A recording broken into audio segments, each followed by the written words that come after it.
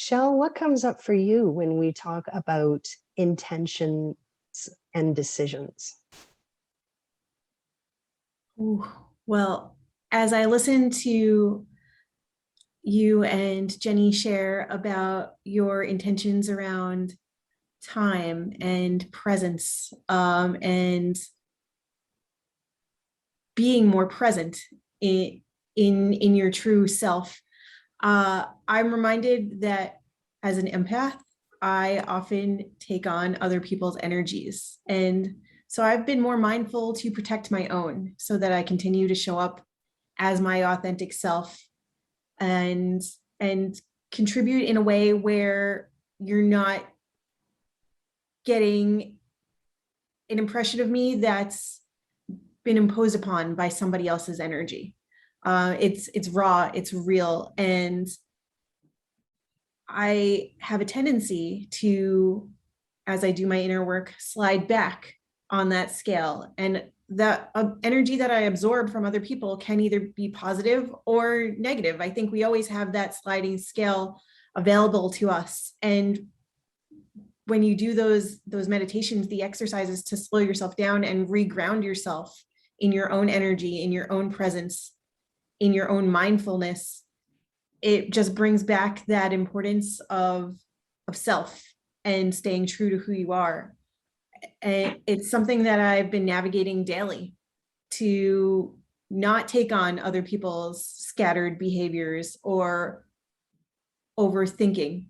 Even as you mentioned, Jennifer, that you can be processing your thoughts without overthinking. Those two don't necessarily go hand in hand, even though they sound very similar. And I can have a very quick energy about me without also being scattered and without also feeling like I am making myself crazy or making other people crazy. That's what happens when I can tap into the fact that here's my energy, here's how I'm showing up today, and leaving other people's energies, both positive and negative, outside of that space. It's definitely challenging. It's definitely something that I navigate daily, and I'm getting better at recognizing what other people's energies are and setting those boundaries more intentionally to stay away from them. Oh, I love that, Shell. That's super powerful when we can put those boundaries up that essentially does protect our energy. I could so relate to your story, as I used to walk into a room and pick up other people's energy, and then lacking that self-care for myself, I would pick up nervous energy, anxious energy, and I would add that to my own energy. And then, not knowing the importance of self-care, I would find by the end of the day, I was exhausted, I was stressed, and most likely irritable. And that really affects my decision making as well, right? When I'm not connected to my higher self and I'm not in my truth.